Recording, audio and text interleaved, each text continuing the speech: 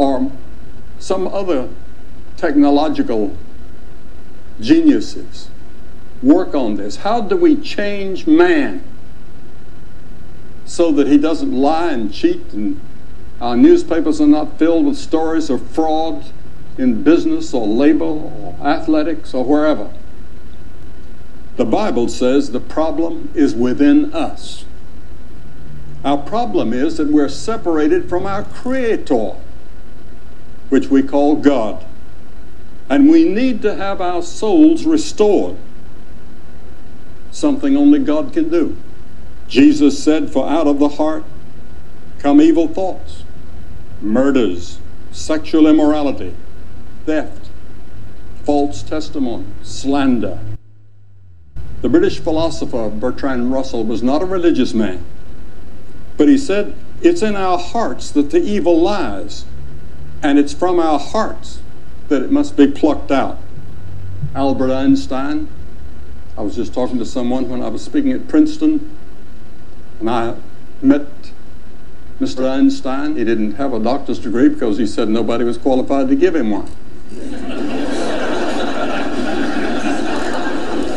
But he made this statement. He said, it's easier to denature plutonium than to denature the evil spirit of man.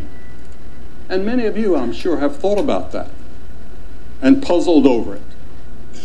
You've seen people take beneficial technological advances, such as the internet we've heard about tonight, and twist them into something corrupting.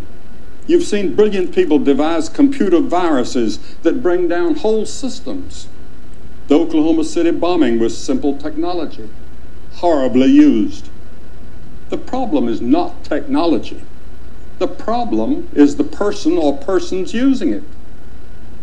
King David said that he knew the depths of his own soul. He couldn't free himself from personal problems and personal evils that included murder and adultery.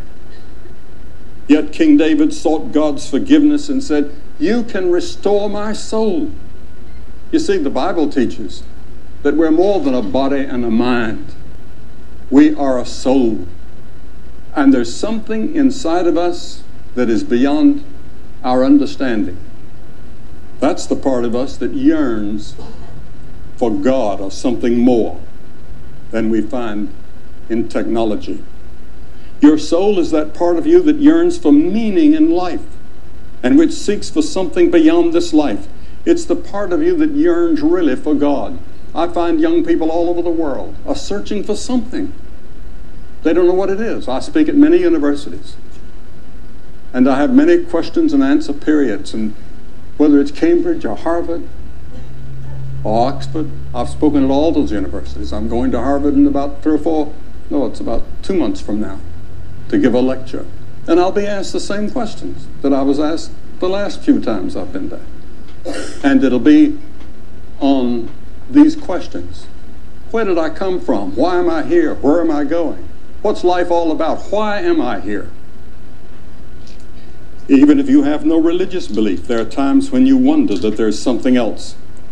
Thomas Edison also said, when you see everything that happens in the world of science and in the working of the universe, you cannot deny that there's a captain on the bridge. I remember once I sat beside Mrs. Gorbachev at a White House dinner. I went to Ambassador Dobrynin, whom I knew very well, and I'd been to Russia several times under the communists, and they'd given me marvelous freedom that I didn't expect. And I knew Mr. Dobrynin very well, and I said, I'm going to sit beside Mrs. Gorbachev tonight. What should I talk to her about? And he surprised me with the answer. He said, talk to her about religion and philosophy. That's what she's really interested in. I was a little bit surprised, but that evening, that's what we talked about. And it was a stimulating conversation. And afterwards she said, you know, I'm an atheist, but I know that there's something up there higher than we are. The second problem that King David realized he could not solve was the problem of human suffering. Writing the oldest book in the world was Job. And he said, man is born into trouble as the sparks fly upward. Yes, To be sure, science has done much to push back certain types of human suffering. In a few months, I'll be 80 years of age. I admit that I'm very grateful for all the medical advances that have kept me in relatively good health all these years. My doctors at the Mayo Clinic urged me not to take this trip to be here. And when you speak as much as I do, 3 or 4 times a day, you get rusty. That's the reason I'm using this podium and using these notes. Every time you ever hear me on the television or somewhere, I'm ad-libbing. I'm not reading. I never read an address. I never read a speech or a talk or a lecture.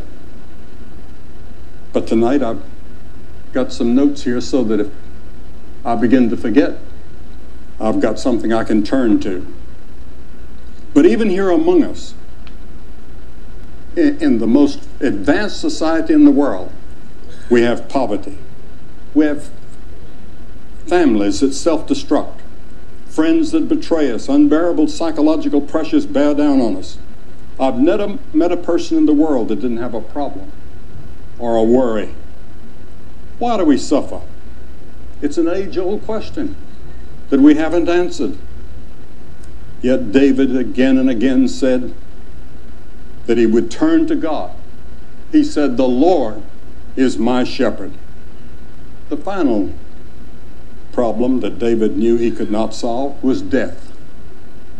Many commentators have said that death is the forbidden subject of our generation. Most people live as if they're never going to die. Technology projects the myth of control over our mortality. We see people on our screens. Marilyn Monroe is just as beautiful on the screen as she was in person. And many young people think she's still alive. They don't know that she's dead.